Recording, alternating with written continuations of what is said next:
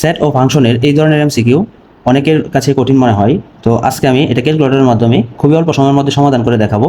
তো আমাদের হচ্ছে একটি 991 ES প্লাস ক্যালকুলেটর লাগবে। তো এই ক্যালকুলেটরের মাধ্যমে আমরা এটা সমাধান করব।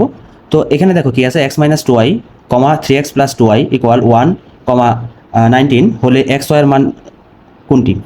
তো এটা ঢাকা বোর্ড 2022 এসেছিল। তো এটা আমরা সমাধান করব। তো এখন এখানে তোমাদের একটু বিষয় বুঝতে হবে, সেটা হচ্ছে এখানে দেখো একটা রাশি আছে, এখানে একটা রাশি আছে, আবার এখানে একটা রাশি, এখানে একটা রাশি। তো আমরা সবসময় কি করব, এখানে প্রথম রাশি সমান এখানে প্রথমটা ধরবো, এখানে দ্বিতীয় রাশি সমান হচ্ছে দ্বিতীয়টা লিখবো। তাহলে এখন দেখো এখানে আমি একটু লিখে রেখেছি। এখানে দেখো আমি হচ্ছে লিখছি x-2y এটা সমান লিখছি হচ্ছে a1, মানে হচ্ছে এখানে প্রথমটা আর এখানে প্রথমটা সমান হবে।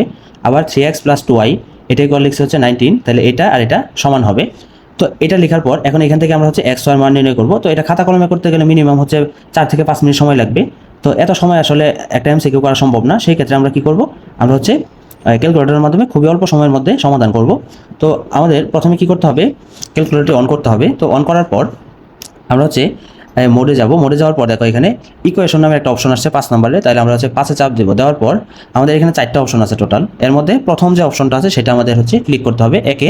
করার পর আমাদের একটা ফাংশন এখানে চলে আসছে। তো এখন আমরা এগুলো উঠাবো। তো দেখো এখানে আমাদের হচ্ছে এখানে এ আছে, এখানে হচ্ছে বি, এখানে হচ্ছে সি, তো 3টা অংশ।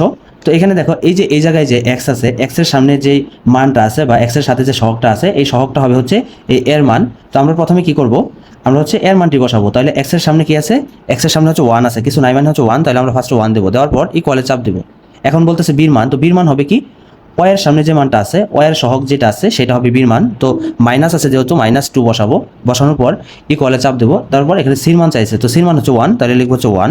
লেখার পর এখন আমাদের যাইতে হবে দ্বিতীয় সিরিয়ালে, আবার সেম একইভাবে আমরা বসাবো হচ্ছে 3, ইকুয়ালে চাপ দেবো। এরপর হচ্ছে 2, আবার ইকুয়ালে চাপ দিয়ে 19 বসানোর পর এইটুকু কাজ শেষ করার পর এখন আমরা হচ্ছে কি করব, ইকুয়াল একবার চাপ দিব। একটা মান আসছে, এক্সের একটা মান আসছে 5, তো এক্সের একটা মান কি আসছে, একটা মান হচ্ছে 5 আসছে। তো আবার আমরা ইকুয়ালে চাপ দিব। তাহলে আরেকটা মান আসছে 2, আরেকটা মান আসছে হচ্ছে 2। তাহলে এক্সের মান, এটা হচ্ছে এক্সের মান আর এটা হচ্ছে ওয়াই এর মান। তাহলে আমরা এক্সের আর ওয়াই এর মান পাই গেছি।